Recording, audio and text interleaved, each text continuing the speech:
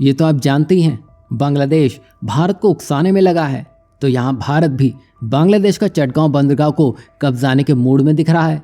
तो वहीं दूसरी ओर भारत ने बीएसएफ को जीरो लाइन पर डिप्लॉय कर दिया है, जिसका मतलब यह है कि अब भारत बांग्लादेश को बड़ा झटका देने की तैयारी में है। और यही नहीं, जैसा कि आप देख पा रहे हैं, बांग्लादेश एक अलग हॉट टॉपिक बन चुका है, जिसका तोड़ भारत को कैसे न कैसे करके निकालना ही होगा, वरना इसको नया पाकिस्तान बनने में जरा सी भी देर नहीं लगेगी।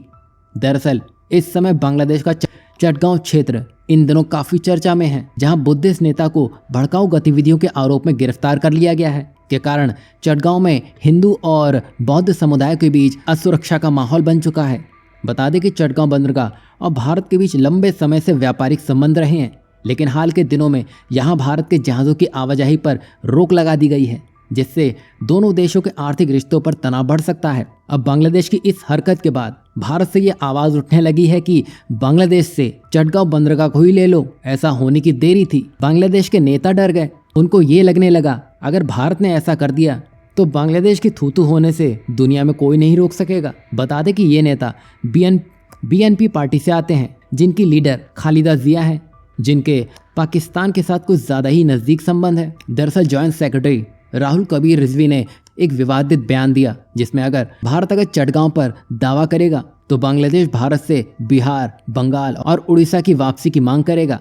मतलब बांग्लादेश के नेता ये मानते हैं कि भारत की नज़र उनकी आर्थिक और सामरिक इंपॉर्टेंस पर है। वैसे भारत का चटगांव को लेकर ऐसा कोई इरादा तो नहीं है, पर बांग्लादेश की यह सोच ये साफ बता रही है कि भारत को अपने बॉर्डर्स को और सिक्योर करना होगा, क्योंकि जहां बांग्लादेश हिंदुओं पर अत्याचार करने में लगा है और अब उनकी हिम्मत इतनी बढ़ चुकी है कि जिसमें बांग्लादेशी बॉर्डर गार्ड्स ने हाल ही में असम में एक मंदिर के निर्माण को रोकने की कोशिश की है, जो कि काफ़ी चिंताजनक है।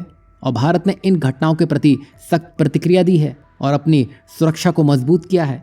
वहीं भारत ने बांग्लादेश के ड्रोन का मुकाबला करने के लिए भी इजरायल से खरीदे गए हेरॉन ड्रोन तैनात करने की योजना बनाई है। साथ ही भारतीय सेना ने बांग्लादेश को चारों ओर से घेरने की पूरी तैयारी कर रखी है, जिसमें बॉर्डर सिक्योरिटी फोर्स यानी कि बीएसएफ ने पश्चिम बंगाल के मुर्शिदाबाद जिले में बांग्लादेश के साथ सीमा पर अपनी तैनाती को शिफ्ट कर दिया है। यानी कि बीएसएफ के जवान सीमा के जीरो लाइन पर तैनात होंगे।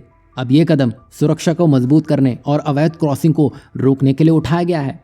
मतलब बीएसएफ के जवान अब सीधे सीमा के पास रहकर ज्यादा प्रभावी तरीके से अपनी ड्यूटी निभा पाएंगे। देखा जाए तो बांग्लादेश का ये उग्र रूप पाकिस्तान, तुर्की और चीन के समर्थन से प्रेरित लगता है, जो उसे भारत के खिलाफ भड़का रहा है। यहाँ देखा जाए बांग्लादेश क्षेत्रीय ताकत बनने की कोशिश कर रहा है। अब बांग्लादेश पाकिस्तान के दिए गए दिमाग से सोच रहा है। वो ये नहीं देख रहा है कि अगर उसके खाने पीने के लाले पड़ जाते हैं तो उसकी इतनी सब कोशिशें बर्बाद होती हुई दिखाई देंगी। यहाँ भारत अपनी सैन्य ताकत के साथ ही साथ आर्थिक स्थिति को मजबूत करने में लगा है। जहाँ बांग्लादेश की प्रमुख टेक्सटाइल इंडस्ट्रियाँ आर्थिक संकट का सामना कर रही हैं, जबकि भारत ने उत्तर प्रदेश में 10,000 करोड़ रुपए के निवेश से एक नई टेक्सटाइल इंडस्ट्री शुरू करने का ऐलान कर दिया है। अब यहाँ इस बदलाव से बांग्लादेश को प्रतिस्पर्धा का सामना करना पड़ सकता है और उसकी आर्थिक स्थिति पर दबाव और बढ़ जाएगा। यही नहीं, जो हरकत बांग्लादेश करने में लगा है, जिसका जवाब भारतीय राज भी देने में लगे हैं। जहाँ सिलीगुड़ी और असम जैसे इलाकों में बांग्लादेशी नागरिकों को लेकर विरोध हो रहा है। असम में होटल एसोसिएशन ने बांग्लादेशी नागरिकों की एंट्री पर प्रतिबंध लगाने का निर्णय ले लिया है, तो वहीं कुछ डॉक्टर्स ने बांग्लादेशी पेशेंट्स का इलाज करने से ही मना कर दिया है। मतलब अब देश जान चुका है कि बांग्लादेश को किस तरह से जवाब देना है। अब यहाँ पर मुट्ठी भर बांग्लादेशी ये सोचने में लगे थे कि वो भारत को आसानी से दबा लेंगे।